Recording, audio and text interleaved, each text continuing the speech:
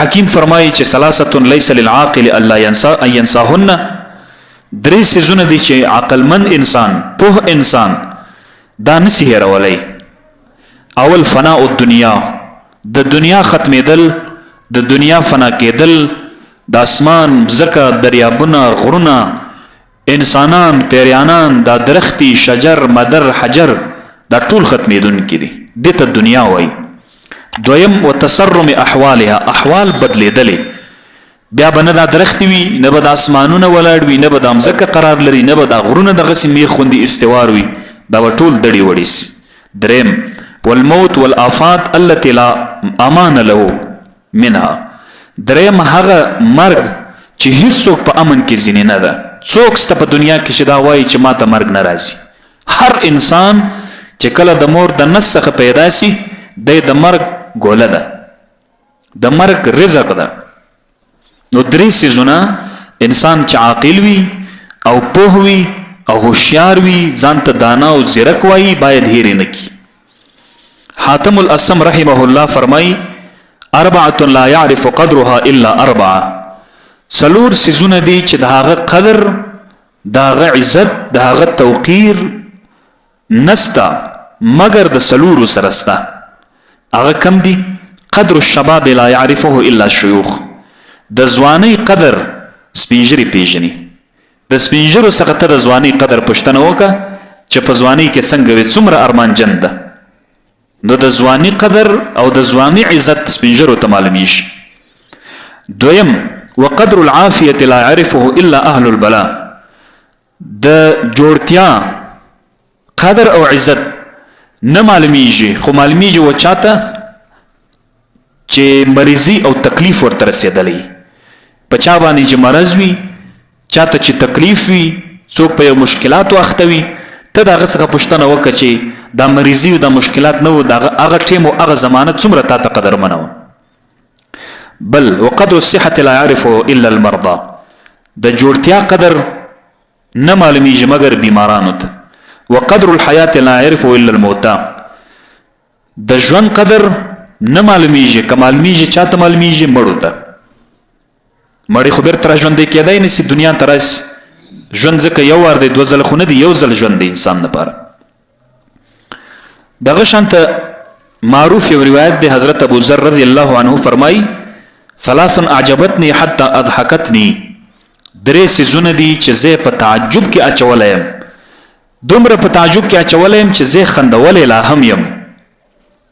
وثلاث احزنتني حتى ابكتني، درې څیزونه دي چې زه ژړولی یم، زه غمجن کړی یم تر دې اندازې پورې چې ما ته ژړا راغلی ده.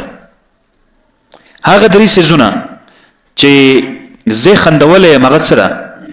فاولها مؤمل الدنيا والموت يطلبه، اول هغه انسان ده چې د ژوند د دنیا امیدوار وي، د دنیا خواهشمند وي، د دنیا طلبګار وي، او موت او مرګ دی طلبي، په د پسې دی غواړي. حتی یطیل عمله، تر دې پورې چې دغه انسانو د دې مسلمان امیدونه ډیر دراز سي، دراز امیدونه وي. ولا يتفکر فی الموت، په مرګ کې سوچ نه بندي. والثاني غافل ليس بمغفول عنه، دویم هغه غافل انسان ده، هغه ناپوه او هغه هیریدونکي انسان ده چې هر څه هیر کړي دي، یو شی په یاد نه دی. یعنی یغفل عن الموت وبین یدیه القیامه، مرګ هیر وي خو د مخې ته قیامت پرته وي، قیامت ورسره راتلونکی ده. والثالث ضاحك فيه ملأ فيه لا يدري الله ساخط عليه امراض عنه، دریم هغه انسان ده چې خندا کوي ټول ورځ او شپه په خندا تیری، خدای په دې نه دی خبر چې آیا الله جل جلاله زمانه راضی ده او که الله جل جلاله پر ما باندې غصه ده. او هغه درې څیزونه چې ما ژړوي او ما ته تکلیف را رسي، هغه دا ده فراق الاحبه، د محبوبو د نیکو خلقو فراق او جدایی ده. د دې څخه مطلب د نبی علیہ السلام موت دی، د نبی علیہ السلام مبارک د دنیا څخه تک دی او د صحابه کرامو د دنیا څخه تک ده، ځکه صحابه کرام خو ډېر مینه درلوده یو بل سره.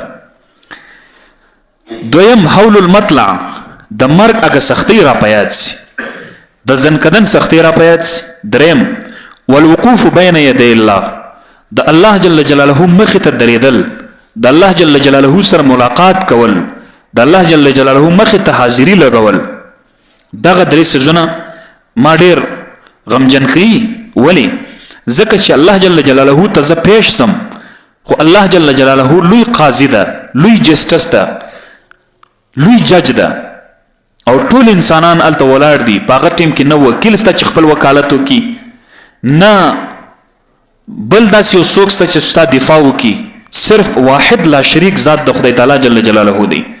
انبیاء او شهدا او صدیقینو ته اجازت کیږي هغه د الله د خوا. نو زه بیریږم چې ما ته به امر وکړي چې ته جنت طرف ته ولاړ سه، او که به ما ته امر وکړي چې جهنم طرف ته ولاړ سه. په دې زه نه یم خبر. دغه شان ته نبی علیه الصلاۃ والسلام مبارک کې واجب حدیث ته نبی علیه السلام فرمایي وای کچيري دا حیوانات ته علم وای، حیوانات پوهه درلودای په دې باندې چې مرګ ستا او د مرګ دومره سختي دي. علم خو نه لري حیوانان، شعور لري، علم نه لري. که حیوانانو ته دا علم وای چې زمرم او د مرګ دومره سختي دي، د زکندن داسې غټي دي. رسول الله صلی الله علیه وسلم فرمایي ما اکلتم لحما سمینا ابدا.